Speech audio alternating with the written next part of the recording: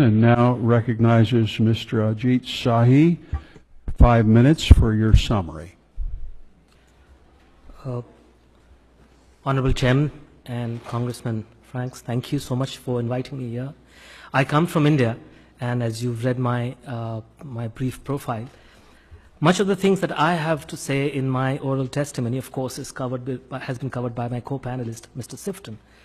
Two things are very important to know about the current status of human rights in India. One is, why is it happening? And two is, where do we see it going from here? The first part, Mr. Sifton, towards the end of his oral testimony, he hinted at it, and he said we should recognize that Mr. Modi's BJP party is an actor. I would like to make a small amendment to that, and I would say it is the director and not just the actor. It is the producer of human rights violations in India.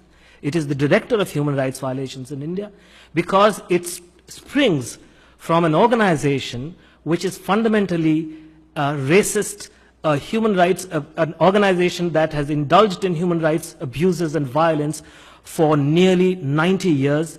This is an organization which is known better by its acronym called RSS, which is a self-avowed, self-confessed Hindu supremacist organization.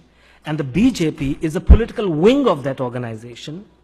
And Mr. Modi is not only the best-known leader of that organization, he is also the Prime Minister of India, coming from the BJP, which is the political heir, the political wing of the RSS, which part of its documentation, part of its core principles is to turn India into a Hindu nation where non-Hindus, who are about 20% of India's population of 1.3 billion, the non-Hindus such as Muslims and Christians, as well as Sikhs, they do not have any rights, or they have far fewer civil and political rights than Hindus have. That is a stated goal of the RSS, and that is how it has been since 1925 when this organization was set up.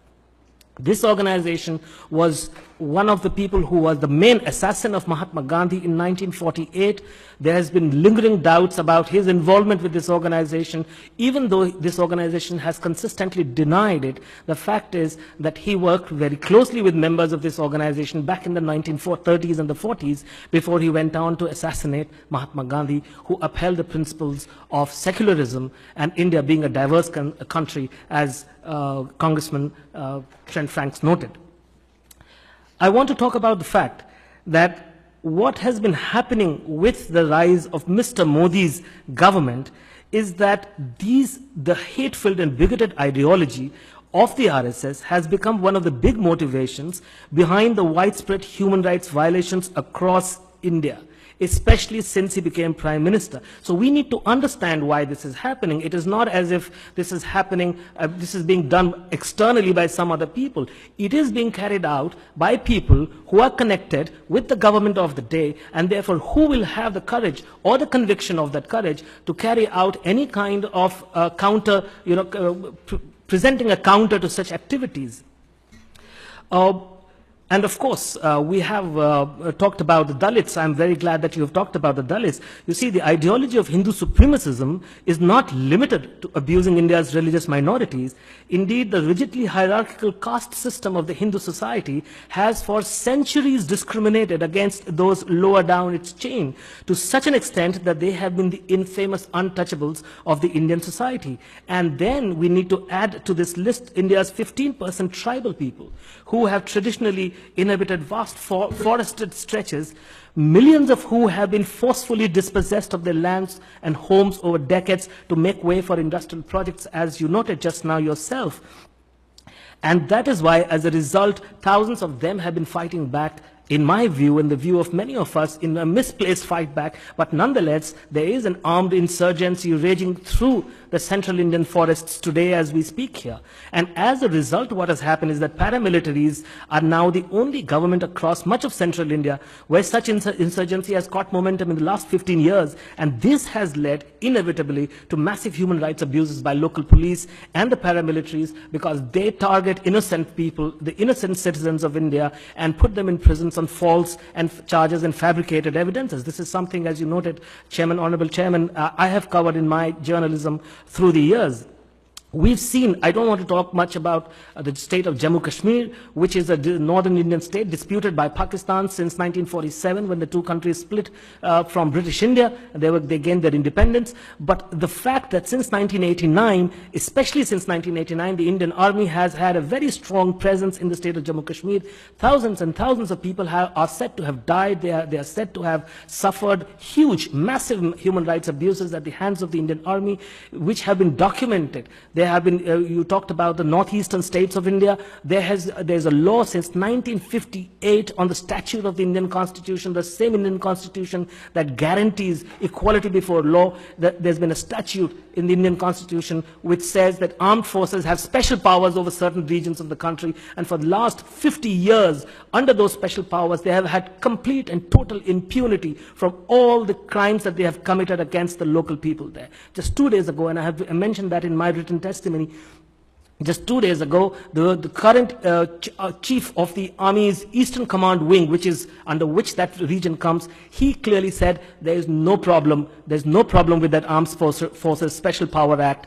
It's all fine. Whereas the Supreme Court of India, in its own judgments and commissions headed by Supreme Court judges, have time and again said that this is a completely ridiculous law. It has caused the violations of human rights on an industrial scale, and they should be done away with. I just want to talk very, very briefly about the commonest forms of human rights abuses and violations of civil liberties.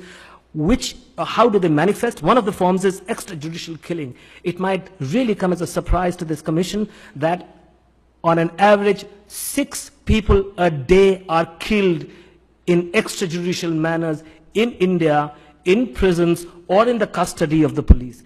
More than 6 people a day, an average that has only increased over the last 15 to 20 years. When towards the turn of the century, this average used to be about 4 a day. And that is what has been increasing. Across India, well over 1,000 people die every year in the custody of police or in prison. Another way of putting them away has come to be known as quote-unquote encounter killing, whereby the police claim they shot the victim dead in self-defense after the latter had attacked them. Even this practice, the Supreme Court has come down very heavily against this. And we talked about, Congressman Trent Franks talked about the situation in Mr. Modi's Gujarat state where he was the chief minister.